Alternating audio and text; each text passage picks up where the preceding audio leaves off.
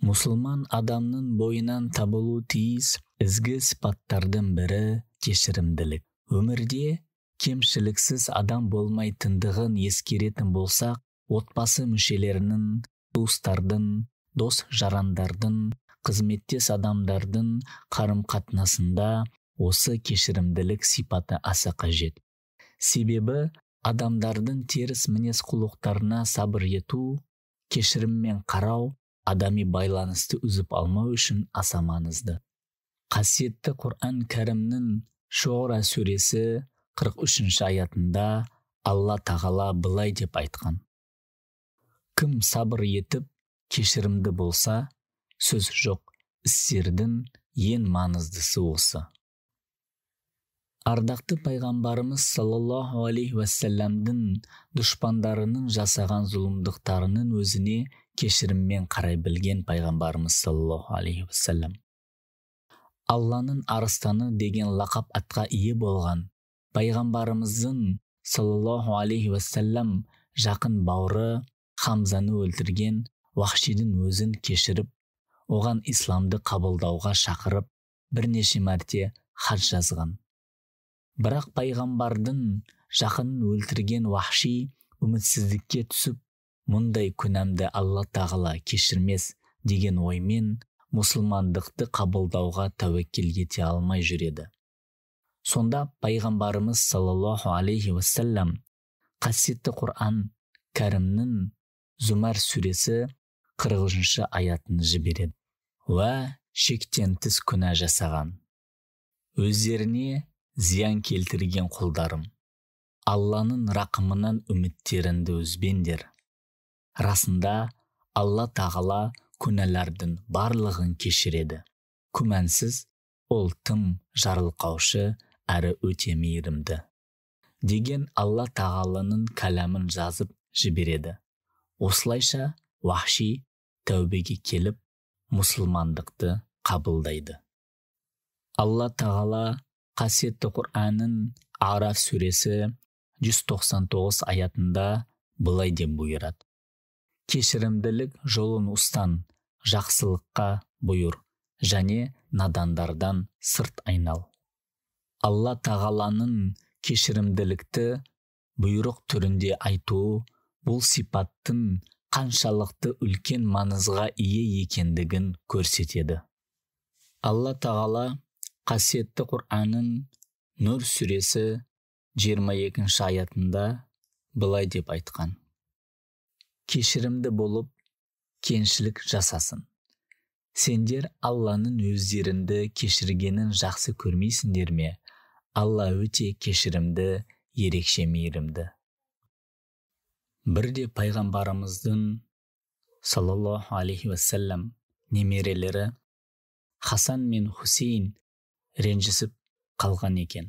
Сонда Хусейн ағасы Хасанға өзінен кешірім сұрауын өтініп хат жазып жібереді.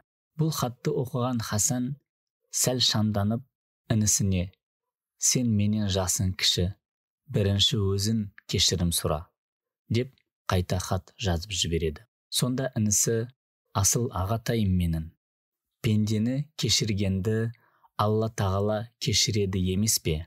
Мен сіздің бірінші болып Алла тағаланың кешіріміне ие болғаныңызды, меннен бұрын жаннат иелерінен болуыңызды қалап, бірінші болып кешірім сұрауыңызды өтініп едім, деп қайта хат жазған екен.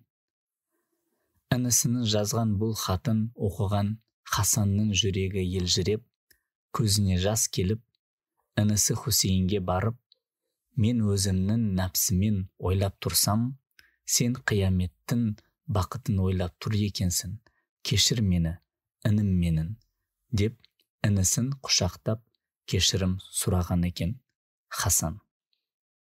Алла тағала қасиетті Құранның Майда сүресі 105 аятында былай деп бұйырған: уа иман келтіргендер, сендер өздеріңді түзетіңдер.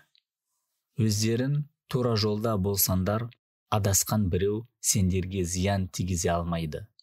Барлықтарының барар жерлерін Алла жақ. Сонда Алла сендерге не істегендерінің хабарын береді. Осы аятқа келетін болсақ, иман келтірген мұсылман жандарға қателікті ең бірінші өз бойларынан іздеуді бұйырған Алла тағала. Пайғамбарымыз, оған Алланың салауаты мен сәлемі болсын, саналы өмірінде мейірімділік пен кешірімділікті ту етіп, әркез осы ұлы сипаттарды бірінші болып орындаған. Оның кешірімділігі жайында көптеген мысалдар келтіруге болады. Тіпті Мекке мүшриктері қаншама өзіне қорлық көрсетіп, жәбір берсе де, оларға қарғыс айтып, дұға жасамаған. Сахабалар пайғамбарымызға, оған Алланың салауаты мен сәлемі болсын, келіп, неге оларға, яғни мүшриктерге лағнет айтпайсың деп сұрағанда, сонда пайғамбарымыз саллаллаху алейхи уассалам былай деп жауап берген: мен лағнет айту үшін жіберілмедім. Негізінде мен мейірім ретінде жіберілдім деп жауап берген екен.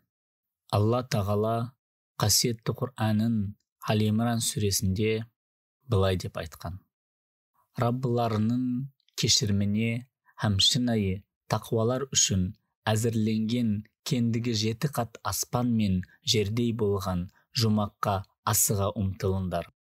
Нағыз ізгілер кеңшілікте де, таршылықта да, Алла жолында садақа бергендер және ашуын жеңе білгендер, һәм адамдарға кешірімді болғандар, шүбәсіз Алла ізгі жандарды жақсы көреді. Кешірімді болу адамның әлсіздігі емес, керісінше кеңшілдігі.